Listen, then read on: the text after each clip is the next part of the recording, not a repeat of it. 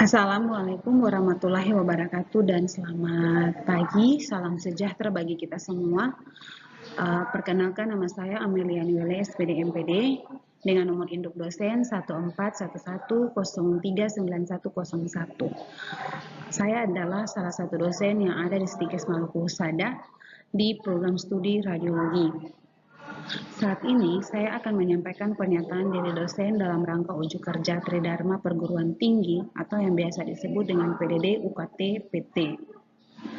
Saya akan menjelaskan salah satu mata kuliah yang saya ampuh di program studi farmasi. Kenapa saya menjelaskan yang di program studi farmasi? Karena saya juga mengajar mata kuliah yang ada di program studi farmasi yang berkaitan dengan fisika.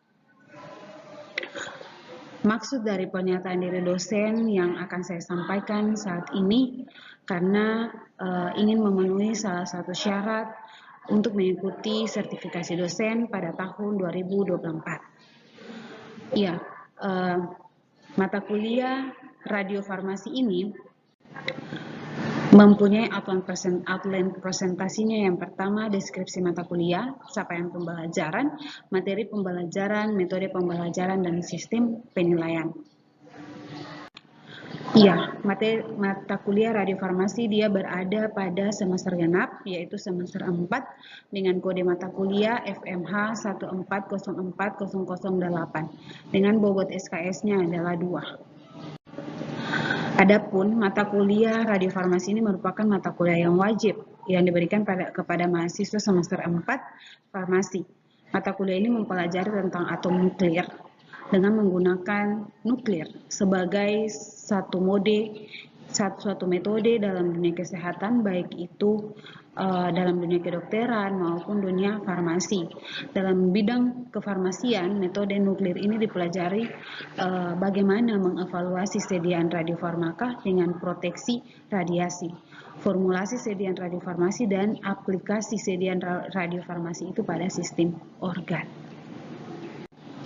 Ya, capaian pembelajaran pada mata kuliah radiofarmasi ada 2. Yang pertama, menganalisis karakter sediaan radiofarmasi, menganalisis aplikasi sediaan radiofarmasi untuk diagnosis dan terapi pada sistem organ. Adapun materi pembelajaran yang terdapat pada mata kuliah radiofarmasi yang pertama itu inti atom, proses-proses peluruhan, persamaan peluruhan dan pertumbuhan radioaktif, interaksi radiasi dengan materi, teknik penandaan, radiokimia di bidang analitik, radiokimia di bidang kimia selain analitik, kedokteran nuklir dan reproduksi unsur buatan, manfaat zat radioaktif, sediaan radiofarmasi untuk diagnosis dan terapi pada beberapa sistem organ. Ya, dalam proses pembelajaran di mata kuliah radiofarmasi itu menggunakan 3 metode pembelajaran. Yang pertama, pendekatan student center learning, small discussion group, case study. Sedangkan sistem penilaian yaitu diskusi, seminar 20%, penugasan individu 20%, ujian tengah semester 20%, partisipasi dan sikap 20%, ujian akhir 20%. Ya. Di akhir video ini saya akan menunjukkan video pembelajaran saya selama di kelas. Terima kasih. Selamat sore. Ya, sebelum kita memulai pelajaran hari ini,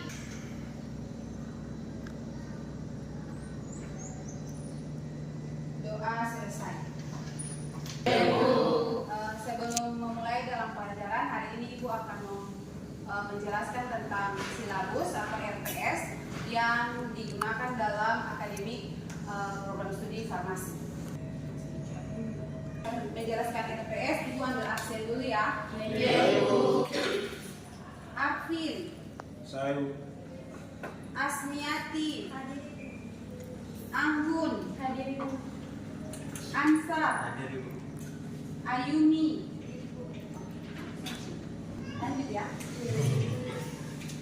Iya, di sini Ibu akan menjelaskan tentang RPS pada mata kuliah radiofarmasi, di mana mata kuliah radiofarmasi ini dia terdapat di semester 4 dengan kode mata kuliahnya itu MH 1404008 dengan bobot SKS-nya itu 2, di mana radiofarmasi ini Ibu dengan Ibu IC yang akan mengajar. Nanti Ibu di UTS, Ibu IC di UAS. Sudah ya? Iya, Bu. Pada mata kuliah radiofarmasi ini kita mempunyai capaian pembelajaran yang ada 2. Yang pertama itu menganalisis karakter sediaan radiofarmasi. Yang kedua itu menganalisis aplikasi sediaan radiofarmasi untuk diagnosis dan terapi pada sistem organ. Ya, di sini ada deskripsi mata kuliahnya. Mata kuliah ini merupakan mata kuliah wajib kepada mahasiswa farmasi semester 4. Mata kuliah ini mempelajari tentang atom nuklir dengan menggunakan nuklir sebagai suatu metode dalam dunia kesehatan, baik itu kedokteran maupun farmasi. Dalam bidang farmasi, metode nuklir ini dipelajari bagaimana mengevaluasi sediaan radiofarmaka dengan proteksi radiasi, formulasi sediaan radiofarmasi dan aplikasi sediaan radiofarmasi. Dengan ada 11 materi yang akan kita pelajari dalam mata kuliah radiofarmasi. Ibu dan Ibu IC ya. Nanti Ibu pada pertemuan pertama sampai kepada pertemuan kedua. Sisanya Ibu IC akan masuk dengan kemudian. Ya. Jadi di dalam radiofarmasi ini kita akan menggunakan 3 metode, yaitu pendekatan student centered learning, metode small discussion group, dan case study. Ya, hari ini kita masuk dengan yang pertama itu materi radiofarmasi.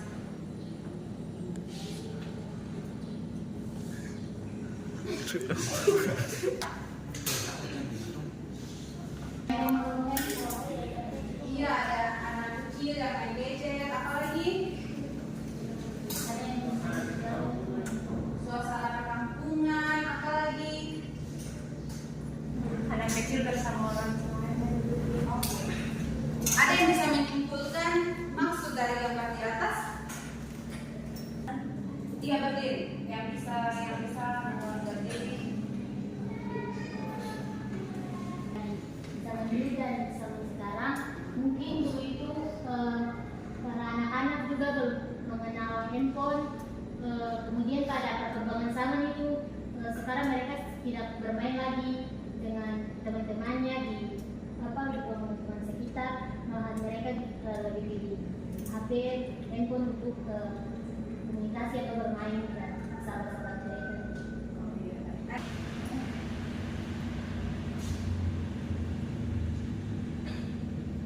Ya, ada anak yang bermain gadget, ada juga orang tua yang dulunya itu pergi ke kebun, kesehariannya pergi ke kebun, bermain.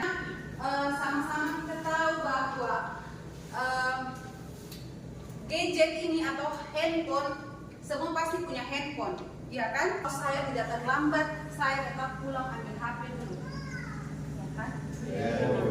Padahal kebiasaan ini sebenarnya sangat mempengaruhi kesehatan kita, di mana HP itu dia mempunyai radiasi yang sangat tinggi yang bisa mempengaruhi kehidupan. Radiofarmasi adalah yang bisa ke tangan.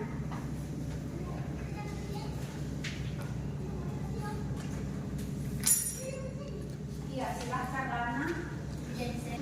Obat yang mengandung radioaktif dengan penggunaannya untuk diagnosis dan terapi, di mana penerapannya bisa dari berbagai organ, misalkan jantung, otak, ginjal, tulang, dan lain-lain.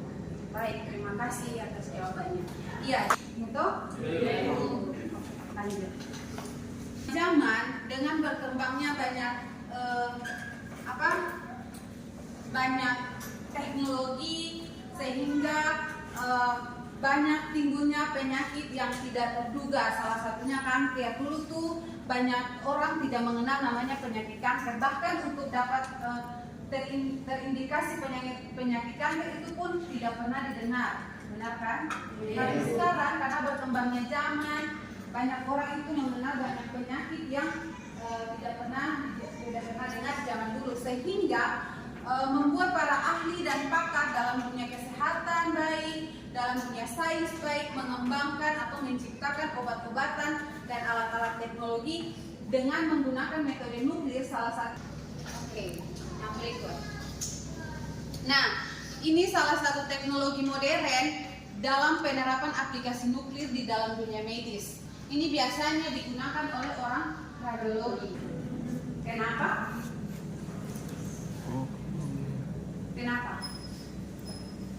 Kenapa dalam farmasi kalian mempelajari tentang aplikasi nuklir dalam dunia medis nih? Itu ada alat apa ya? Farmasi, ya.